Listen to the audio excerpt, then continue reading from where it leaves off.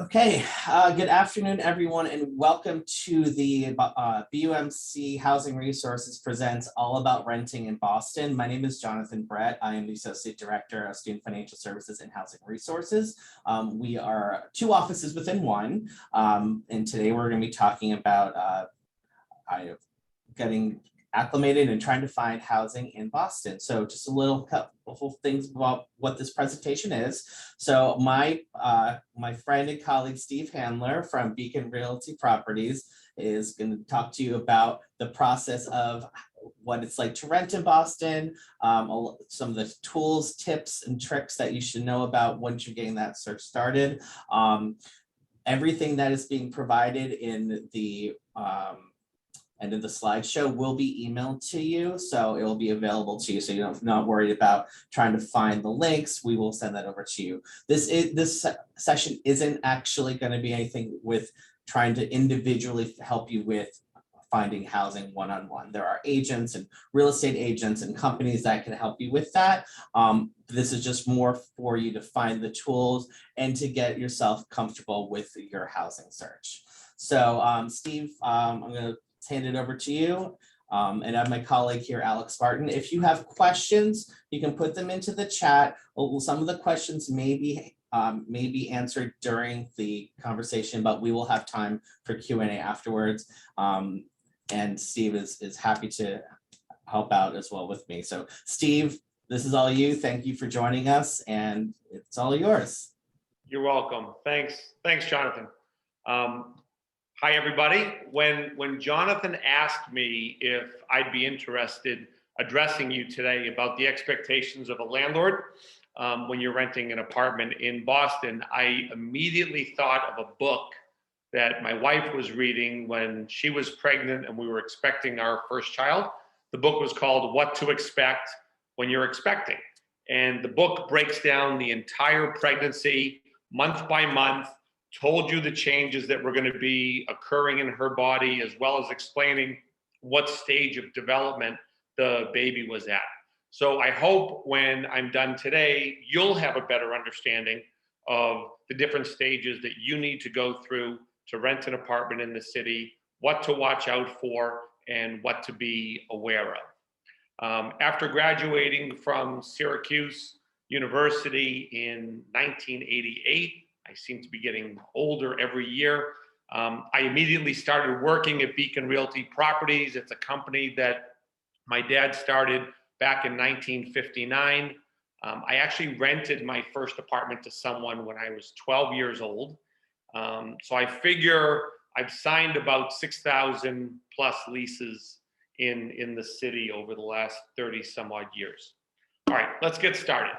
So when you go out to look for an apartment in Boston, there are going to be two types of people that you're going to meet. The real estate broker makes his living or her living by acting as an intermediary between the prospective tenant and the landlord. Now, the first time that you sit down with the real estate broker, they should make you sign a fee agreement.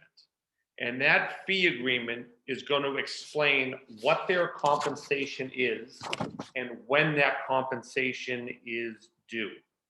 The broker fee can range anywhere from a half month's rent up to a full month's rent, whatever you agree upon. Now, you want to be careful to read that fee agreement, all right, and anything else that you sign. And that's going to be a repetitive theme that I'm going to go back to during my talk today, but make sure you're reading everything that you're signing. Now that fee agreement, there's a couple of different types. One fee agreement says that their fee is due if the tenant is accepted by the landlord, if you're accepted by the landlord. That's not the form that you want to sign. You want to sign the fee agreement if you decide to use a broker that says that the fee is due when the lease is signed. There's a difference between being accepted and actually signing the contract, or signing the lease. So you want to make sure that the fee agreement clearly states that the fee is due to the broker when the lease is signed. Now, if you find a landlord or a management company to deal with directly it's illegal for that person to charge you a fee for renting one of their apartments. So for that reason, a lot of people try to find landlords and management companies directly and work with them.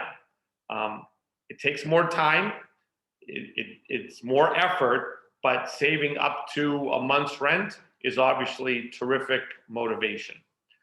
People also like dealing directly with the person who owns the property or the management company that's representing the property, because once the broker has collected his commission or her commission, human nature just says that if there's a problem during your tenancy, the broker is going to direct you to the owner or management company anyway. They're not going to be able to help you with a lockout in the middle of January on a Friday night. They're certainly not going to get out of bed. They're going to tell you to call the owner or the management company. So by meeting the landlord, feeling comfortable about living by the terms and conditions that you both agree to, I think the chances of having a successful year are significantly increased. So now you've found an apartment that is in the location that you want, the condition that you want, and the price is right. So now what do? What happens next? So the broker or the owner will ask you to fill out an application like this. The application is going to provide the owner of the property with a brief history about you. So you want to try to fill it out as completely as you can. When you're going out and looking for apartments, which is actually now a common thing to do. During COVID, there were a lot more virtual tours and FaceTiming and things like that. But we've noticed that people are getting back into the habit of calling the offices up directly, meeting people either at the location or at the office, and actually seeing apartments in person. So you should bring with you or have access to your driver's license, some form of ID, passport for foreign students. If you have your visa, I-20, your acceptance letter from BU Medical, all of that should be with you so that if you see something you like and you want to move forward, you have that stuff handy. The current market in Boston, I don't know if you've started doing some preliminary research, but COVID-friendly leases, lower rents that have been around for the last couple of years are unfortunately for the tenants gone. Rents are increasing just simply because of increased costs to the owners and also lower supply. As you get closer to September 1, the summertime, the apartments that are on the market now and the apartments that are coming on the market, I would say in the next 1 to 2 months, the better ones go first. So the sooner you sort of figure out what your plans are and get out there and start looking, you'll have the better selection. Now keep in mind that the lease that you sign is a binding agreement between you and the landlord. It's a legal document, so know what you're signing. Again, read it very carefully and make sure you're comfortable doing so and can comply with the agreement. If you know that you're not going to be here for a full year and the landlord's asking you to sign a 1-year lease, the time to bring that issue up is before you sign the contract. If the contract says no pets and you have your dog that you love dearly and are planning on bringing it to Boston, the time to talk about it is before you sign that lease. Surprises after a lease signing are not great. So, just be honest and sit down, and most of the time you can talk it through, talk it out. My office uses a lease from the Rental Housing Association like this. It comes directly from the Greater Boston Real Estate Board. This is sort of the gold standard as far as leases in the city. So if you see either GBREB or RHA, you know that you're in a good situation. If you're going to sign a lease with someone that you're just meeting for the first time, or you don't really know the person so well, keep in mind that each party is 100% responsible for the full performance of the lease. So as an example, if you decide to share a 2-bedroom apartment that's renting for $2,800 a month, and you each say, all right, we'll split the 2,800 evenly, 1,400 apiece, and you pay your rent on the first of the month or earlier, and you're a great tenant and you're complying with all the terms of the lease, but unfortunately your roommate isn't as good and they're paying late, or unfortunately they might have to not pay at all, or they might have to leave or sublet their unit. You're both responsible for the lease. So if something has to happen, if there's action taken against one, action is taken against both of you. So make sure you really know who you're going to live with, that you're comfortable with that person. If there are co-signers involved, sometimes it's a good idea that the co-signers speak to each other and just sort of set the expectation before you sign that lease and move into the apartment so that everybody is on the same page. Don't rush into a decision that you're going to regret later. You'll have a lousy year, and it could also be, unfortunately, very costly. So now you have this lease that the owner, broker, management company has written up. So you want to make sure that the lease is clearly stating what the exact address is of the apartment that you're renting. It's very common when you go out with someone to look at units, you might look at multiple units, and you could end up saying, well, I want to rent the third apartment that we saw. And your recollection of the third apartment and the person that's showing you the apartment's recollection of the third apartment could unfortunately be very different. So, it's a good idea to write things down, know the exact apartment number, the address that you want to rent, so that when you do sign that lease, you know that you're renting the apartment that you want. The lease should also have the name and address of the landlord and who to contact in case of an emergency. If you lose your key, if there's an emergency in the middle of the night, who do you contact? It has to say what the term of the lease is specifically, what the rent is, and when it's due. The lease controls everything. So, if you're, again, out and about, and I'm not saying that anyone is trying to pull the wool over your eyes, but, mistakes happen and people deal with multiple owners, multiple locations. If they say to you that heat and hot water is included, make sure that when you're reading this lease, it says in the lease that heat and hot water is included. Right? Anything that someone says to you orally, make sure that it's written into the contract. What utilities are included with the rent and what you'll be responsible for. In order to avoid problems during the lease, you want to make sure you know what the policy is on painting. If the lease says you can't paint, then don't paint. Can you hang pictures on the wall? Is parking included with the rent? Do you have access to a parking spot? You have to think about what you're going to do if you are bringing a car up to Boston. Looking into either renting an off-location spot if it's not available, or if you're going to apply for resident permit parking, which you would need to go through the city of Boston for, and there's certain requirements in order to get off-street parking. Are pets allowed? When can the landlord enter your apartment? What type of notice do they have to give you? What happens if you want to add an additional person onto the lease? Is that even possible?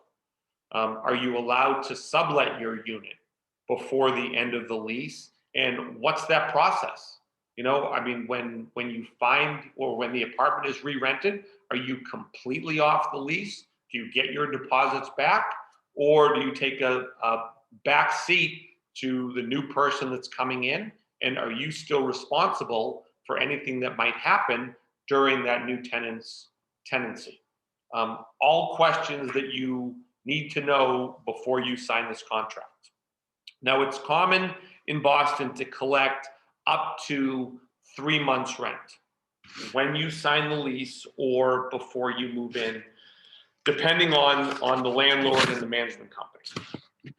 The first month's rent is obviously going to be collected to cover the first month's rent of your lease. A landlord can collect up to, but no more than, a sum equal to 1 month's rent for the security deposit, to be used as a security deposit. Now, if that landlord collects a security deposit from you, he has to give you a couple of forms. One is an apartment condition statement. And that apartment condition statement should clearly say what the condition is of the unit when you're signing the lease. And then you also have, keep in mind, 15 days after you move into the apartment to notify the landlord of any issues, any problems, anything that's wrong in that apartment that you don't want to be responsible for. So, you know, sometimes when you go in now and you're looking at an apartment, you might be going with your parents, you might be going with roommates, you're going to be with a representative of the building. There might be a tenant there, there might not be a tenant there. You don't really get such a great look of the apartment. And so what happens is when they move out, the unit's going to be cleaned up. Whatever the owner management company tells you the process is for turning over the unit. And then when you get into that apartment for the first 15 days, you want to look around for a crack in the window, hole in the wall, scratches on the floor, anything you don't want to be responsible for when you move out. You've got those first 15 days to notify the management company or the owner of the building. My suggestion is, especially now everyone has a cell phone, take pictures, document everything, and then email them to the right person. That way it's time stamped with the date and the time, and there's no question as to when it was submitted. Also, for a security deposit, when it's collected, the owner needs to provide you with the name of the bank that the money is going to be held in escrow, the address of the bank, and the account number. That's all very important. Name of the bank, account number, address. The tenant is entitled to receive interest on the security deposit if it's held for 1 year or longer, and the interest is up to 5%. But no one's earning 5% in the bank. You're probably earning about 0.02%, but really, you know, it's not about making the money on the security deposit. It's so that you know that the money is there. So when your lease is over, the landlord's not going to be stumbling and fumbling around with, you know, trying to find you money to give back to you. He's not taking his family on vacation to Aruba and won't have the money to give it back to you when it's due. So it's put into escrow. It's there to be returned to you, and he needs to provide you with those three items: name of the bank, address, and account number. The last month's rent, which is the third month that they can collect, that's obviously collected to be used for the last month's rent of your lease. Interest on last month's rent is immediate. It does not have to be held for a year, but the money does not have to be put into escrow either. That money can be commingled. The assumption is that the owner is going to collect that money anyways for the last month's rent, so they just have access to it beforehand. So the only money that has to be escrowed is a security deposit. You should also receive a tenant lead law notification that explains everything that you've always wanted to know about lead paint. By law, and those are federal forms. By law, anyone that rents an apartment or buys a house in the US is supposed to see this paperwork. 3 other addendums that we include in our lease package that aren't necessarily required, but we've found over the years it clarifies a lot. One is a no smoking addendum. All of our buildings are smoke-free, and we make sure that every tenant coming into one of our buildings signs off on that form. There's a mold addendum, which talks about the dangers of mold and how to prevent it, and also an insect infestation addendum, which actually sounds a lot worse than what it is. It basically just says that, you know, we're going to work together to keep the bugs out, that, you know, you'll keep your place clean, take your trash out on a regular basis, and notify us if there is a problem as soon as possible, and we will keep our side of the building clean and exterminate on a regular basis. The city requires owners and managers to exterminate every 6 months. My company actually does it every 3, just for preventive reasons. Pet deposits are not allowed completely illegal, as are key deposits. So, you know, sometimes if you do have a pet, the owner or management company will say, you know, give us a deposit of $200, $250, $500 as additional deposit. If you remember what I said to you about security deposit, they can collect up to 1 month's rent to be used as security. That's it. Pet security is not additional. It's not allowed. You're going to find out a lot about your potential landlord when you read his or her lease. It's important, really important, that you understand what you're signing and you agree with all the rules and regulations. Now, I just wanted to close a loop here. I had mentioned to you about this book, what to expect when you're expecting. So I just want to let you know what the final result was. I pulled up at the hospital with my wife, and she was in labor, and the valet was there, and he opened my door, and I got out, and I actually started telling him the time between my wife's contractions. And he looked at me, and he said something that I never forgot, and I use it every year when I give this speech, and I'm just going to pass this information on to you. He said, sir, he goes, walk through those doors. He goes, find someone in there, and they will help you. They know what they're doing. And that's really the whole purpose of today and the meeting that Jonathan has set up. You know, Boston is, and the brokers and the management companies, everyone is very familiar with the process. So when you're out and you're looking and you're searching and you're talking to people and you're emailing with people, you know, you're gonna meet people on all the spectrum, the whole spectrum. You really just need to find someone that you feel comfortable with, that you trust, that's listening to you, that's, you know, being responsible, that's getting back to you in a timely manner, that's showing you apartments in the neighborhood that you want, the price range that you want, the quality that you want, and you just have to go with it. You know, you're gonna have to put your faith and trust in someone. Just make sure you find someone that you feel comfortable with. Thank you. Okay, Steve, that's really good. Thank you so much for providing that information. So now it's a Q&A time. So if people have questions, go ahead, you can type them in the chat and we will be here and to help you with that. Or if you want to say something, you can say something as well.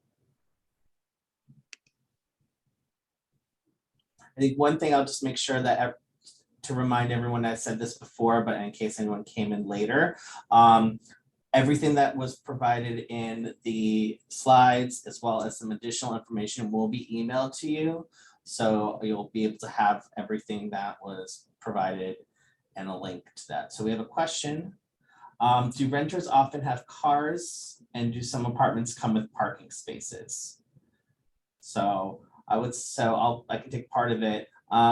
We don't necessarily recommend students have cars unless there's a reason for it. And Steve, you can speak about like how, what parking is like in the city. I haven't had a car in 17 years, so but just talking about like what kind of things that you want to consider if you're bringing a car on campus. So parking is, like Jonathan says, very, very difficult. It depends where you're coming from. I mean, public transportation in Boston is excellent. BU Medical, it's near different subway stops. I know that there's a BU shuttle that goes from main campus, from the Charles River campus, down to the medical campus. The newer buildings, let's say the luxury buildings, might have spots available. They definitely will not be included with the rent. It's going to be additional. I would say a garage spot could cost anywhere from about $350 to $500 a month and up, very similar to New York pricing. Off-street parking outdoors could be anywhere from $250 to $300 to $325. As far as resident parking, which I referred to before, resident parking is free, and you get a sticker from the city of Boston for the neighborhood that you're living in. But you need to have three things. You need to have a Massachusetts driver's license. You need to have Massachusetts plates on your car, and you need to have Boston insurance. It does not guarantee you a spot. It just allows you to park in your neighborhood if you can find a space. And I don't think that the city really counts the spots. So, anyone that comes in with a lease proving that they live in a particular neighborhood and meets all the qualifications can get that sticker. So it's hard to live by the sticker, to be honest with you, because it's hard to find spots at night, snow emergencies, different weekends, things like that. So, if you don't need a car, I would not bring one. Great. And to follow up with what Steve was saying, it's also over here at the medical campus. We're in a pretty compact area. There's a lot of buildings right here. There's a hospital next door. Parking is at a premium.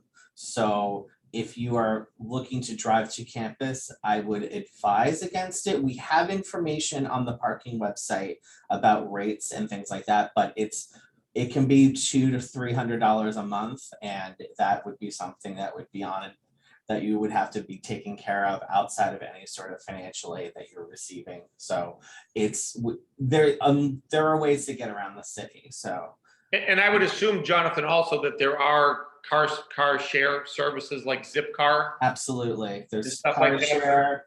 There's there's biking. There are things called blue bikes, which are rental bikes, and it's a walking city. So it's something that I walk around. It's a great way to, if you don't want to spend money on a gym membership, this is a great way to get your cardio in. So a lot of ways to get around.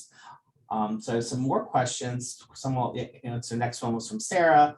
I'll answer this. It's about the housing deposit to guarantee housing. So if that would be through BU Housing, I believe it's non-refundable. So if you're paying that deposit to reserve your spot in BU managed housing, if you decide not to move on that, they do not give you back that.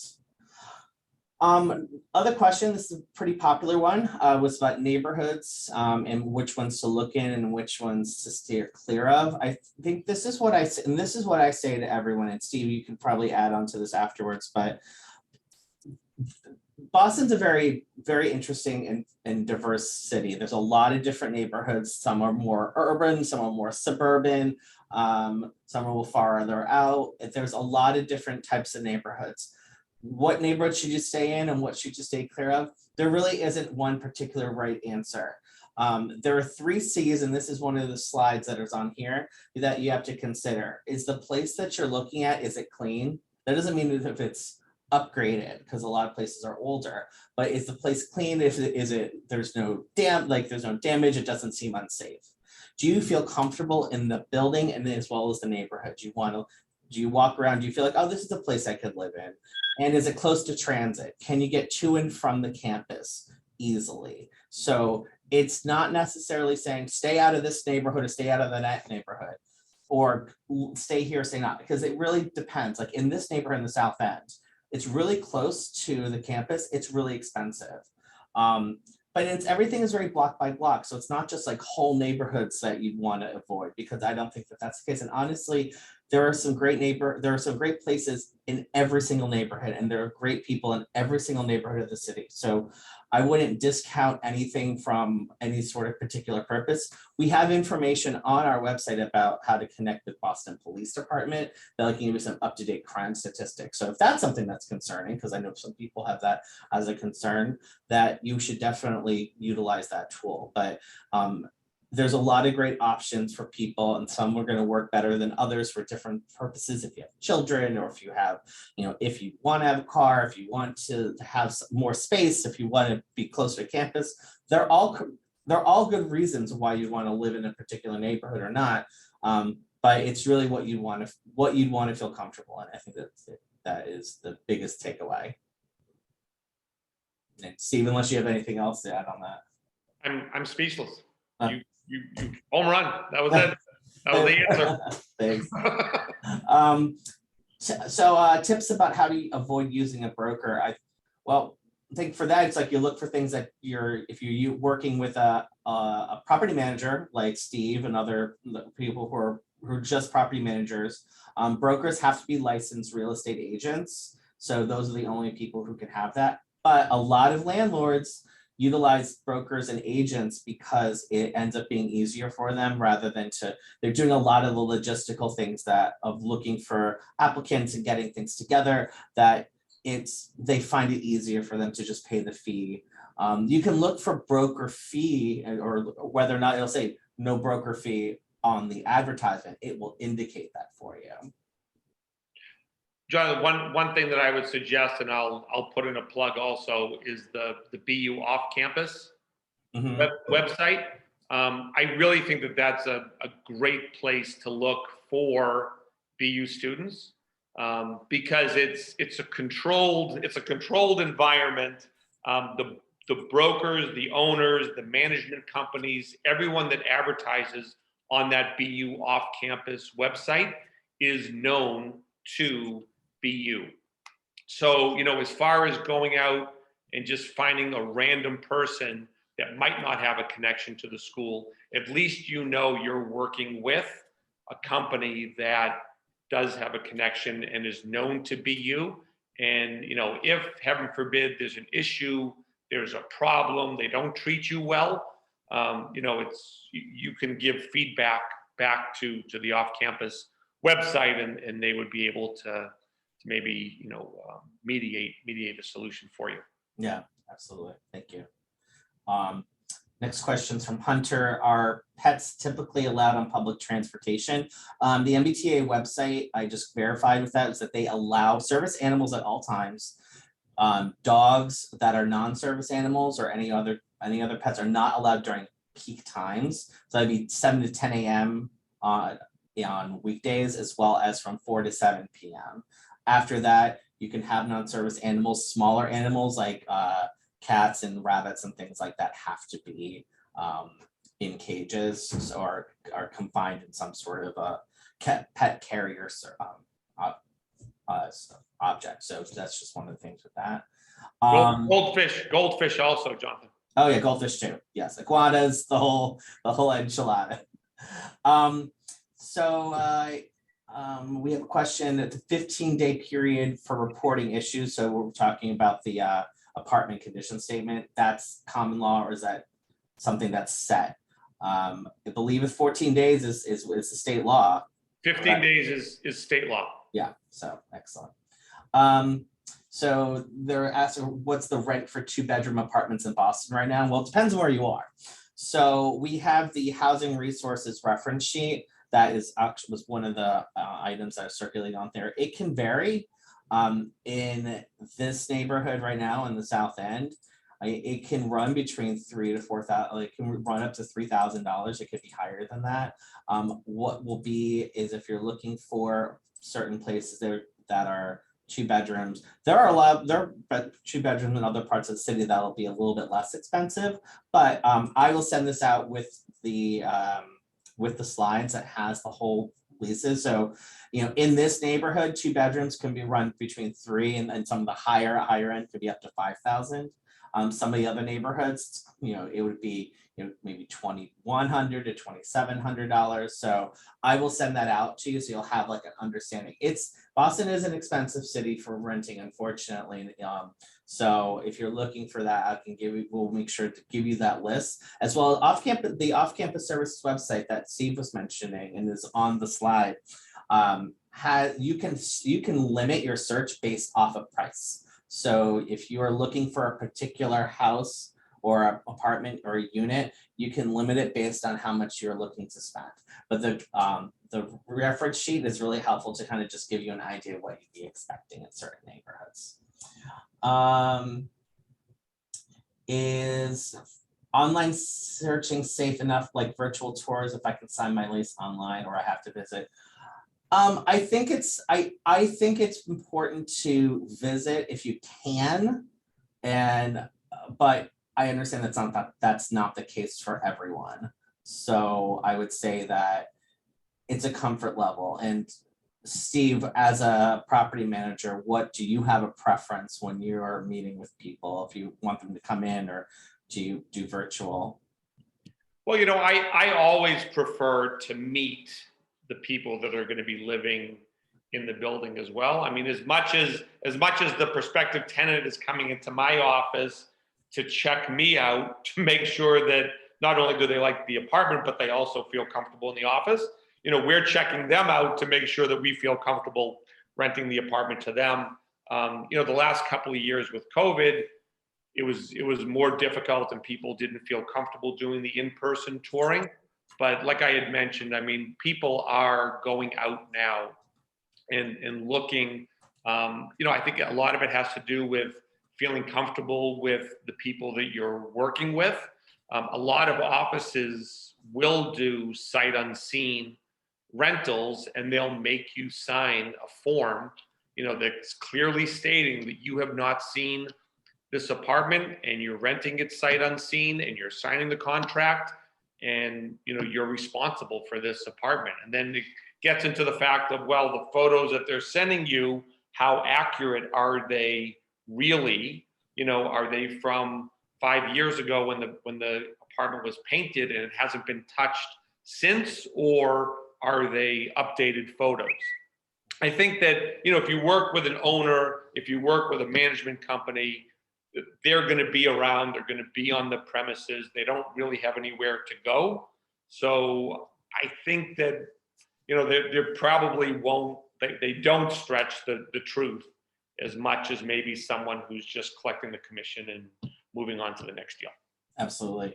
And one other thing I would add, in regards to if you're doing things virtually, there are places like Craigslist, maybe Facebook Marketplace. If it's something beyond on the off-campus services website, even at that point, you should be using your best judgment. If you're using something like Craigslist, we do not recommend using places like Craigslist or other sources like that. The reason why is anyone could put it up there, and there are scams out there. Students have gotten scammed in the past. They see a link, they've only connected with the person either by one form of communication, either on the phone or emails or something like that. They haven't actually had multiple ways of connecting with them. But now video calls are really omnipresent. So what you should do in any of these places is just go in with a lot of questions and making sure that you're not, before you get anything, that you are pretty clear and understanding that what you're actually signing for is correct. If you see something that seems like it's too good to be true, like a really good deal, it might most likely is too good to be true. So I'd say if people are putting out items that are available for rent that don't really fall in line with what the current market rate is, it's possibly a scam. We have had students who have lost money. Not many, but it's, you know, when you come here and you show up and it's not the place you wanted, it's not the place that you signed up for, it's not even an apartment at all.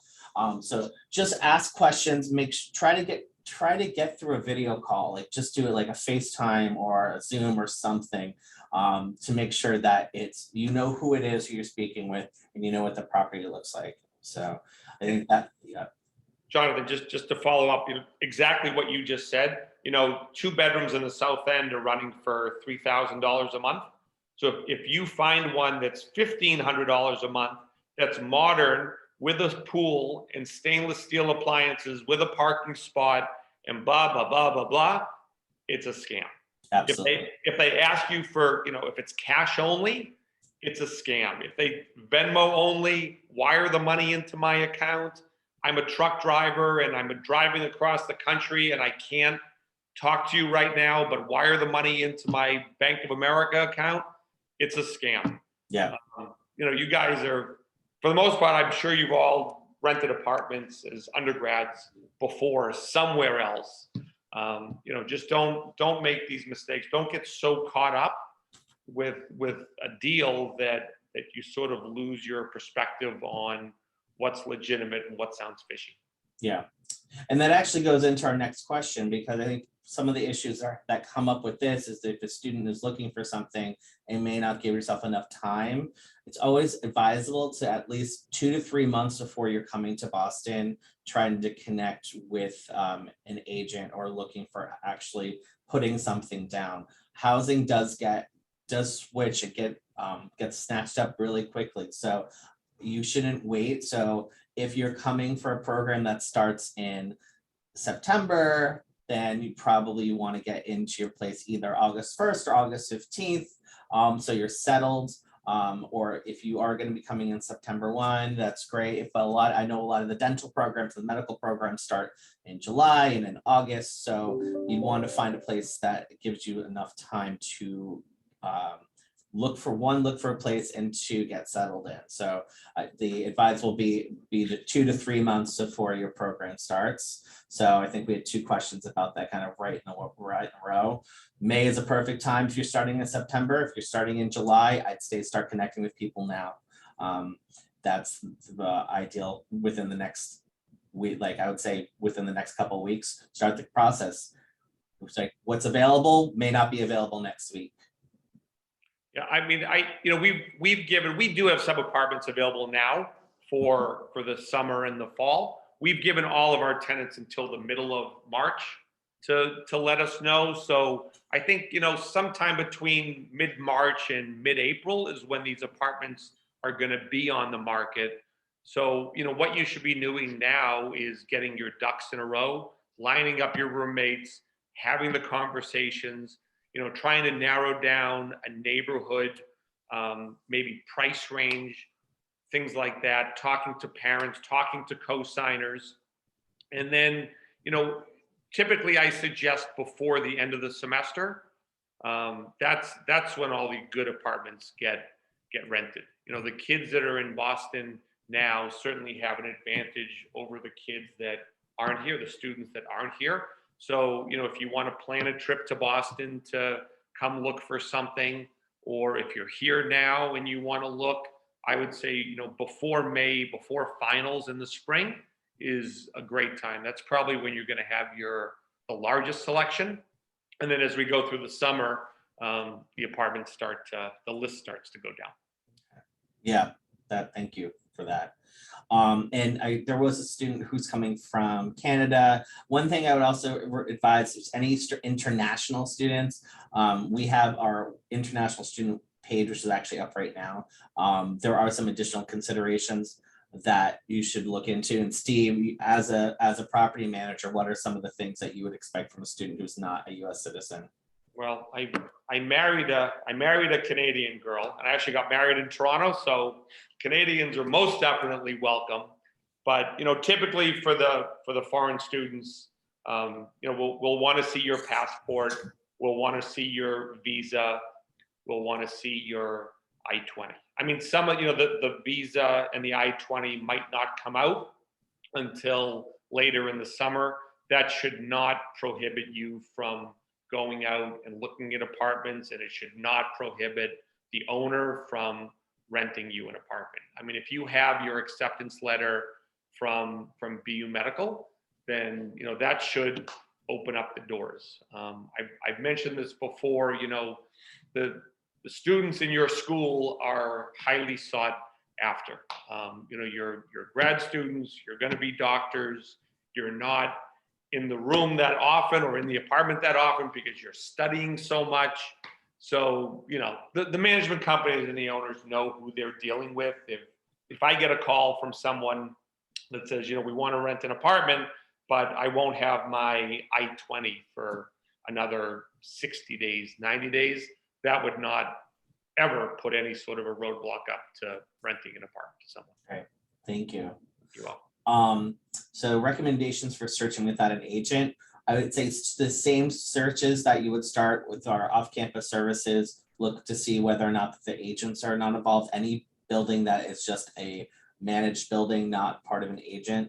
Another way you could look at that is that if you are sometimes sublets, so sublets you are more often than not, you're taking over a lease, but you'd want to be aware is that if you're subletting a place that would not, so you would not have to pay an agency fee. Ask the question whether or not the lease is renewing.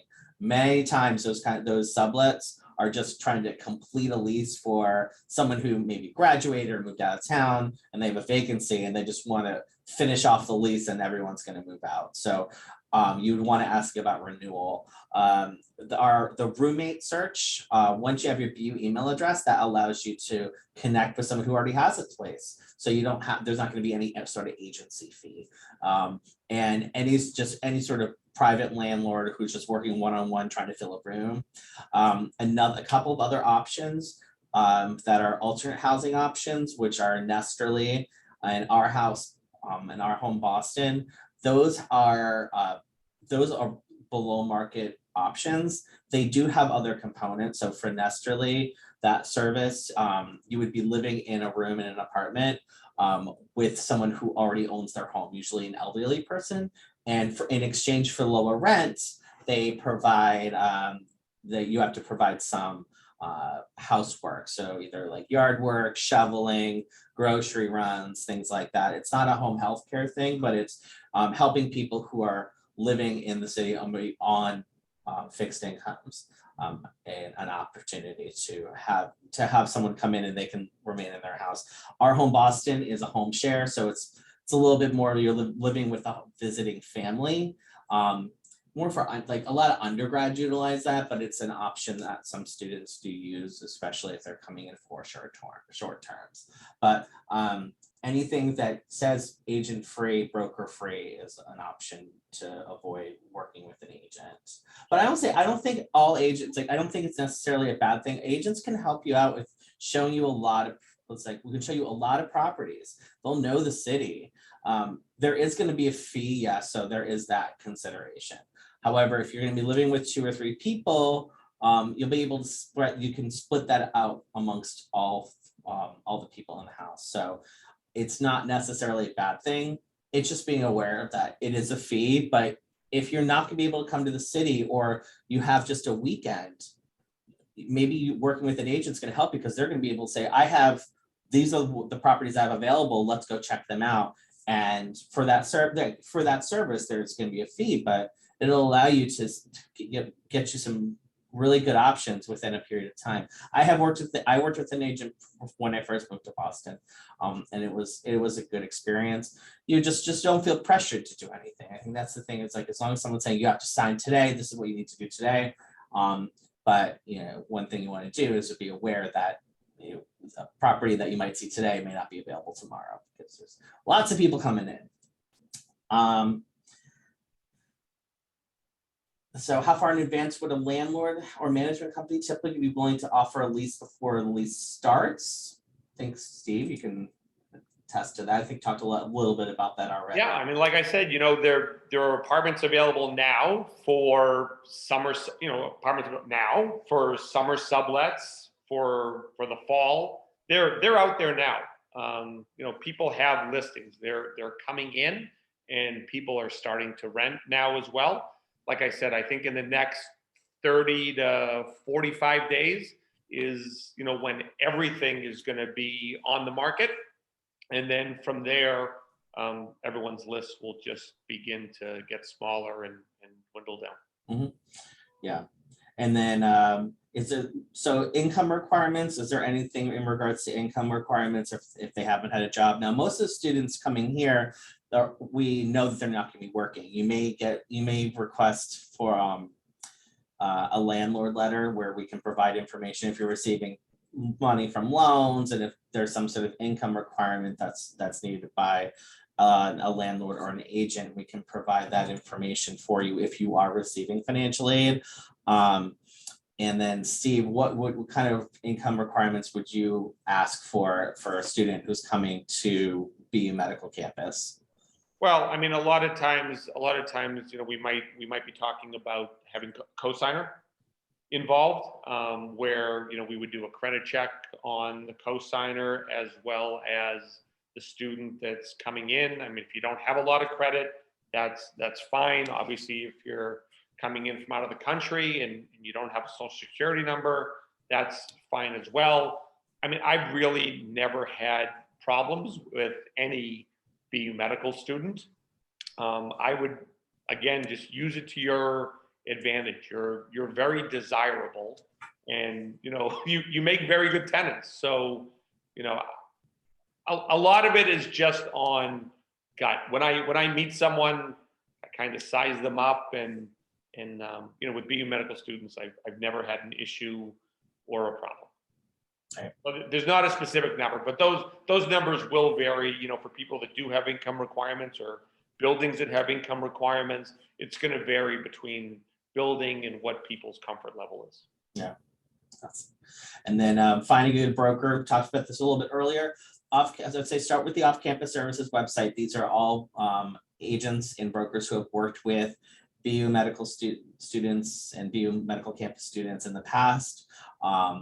We don't recommend any one agent or property or anything over the other. What we just say is like these are students that have had positive experience with these properties and these agents in the past. So say start from there, because there are a lot of agents on there, and they work with students all over the city.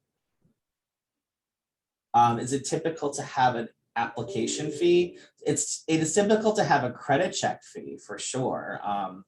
Application fees really, there aren't supposed to be anything that you're receiving. Should be either, if it's a credit check, that will be something that you won't be able to get refunded, but an application fee shouldn't be something that you should be paying, especially if you're not depositing or anything else. Yeah, so if people are asking for application fees, you should ask what that's for. If it's a broker and they're saying this is going to go towards their agency fee, I would also ask, is that if you don't work with them, is this fee refundable?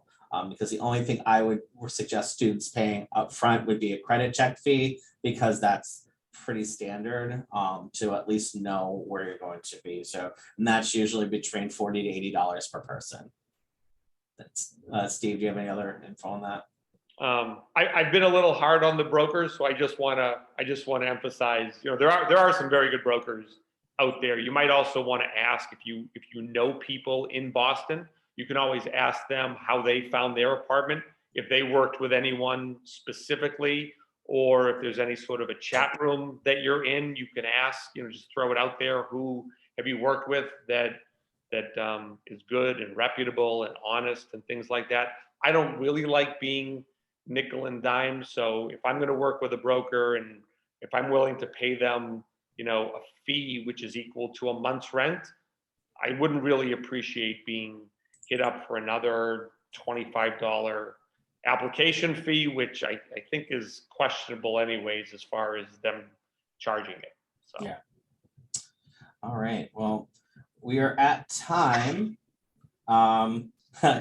Looking for Bruins tickets. Well, if the Leaves are in town, I would say go check out I'd say go check out one of the ticket agents in town. But I want to thank you all so much for coming to us and listening to our presentation. I really want to thank Steve Handler. You're welcome. Steve, you've been great. It's been invaluable information. I know I learned so much from you. So Thank you. but yeah, so again, I thank everyone for coming in. I will be sending out to everyone who was here all the documents that we talked about, this presentation, as well as, which will have our contact information, as well as the housing reference sheet. So thanks so much again. Good luck to anyone on your housing search and coming into the fall semester. We have contact if you have further question, and have a great day and rest of your week. Thank you. Thanks, Steve. You're welcome, Jonathan. Thank you.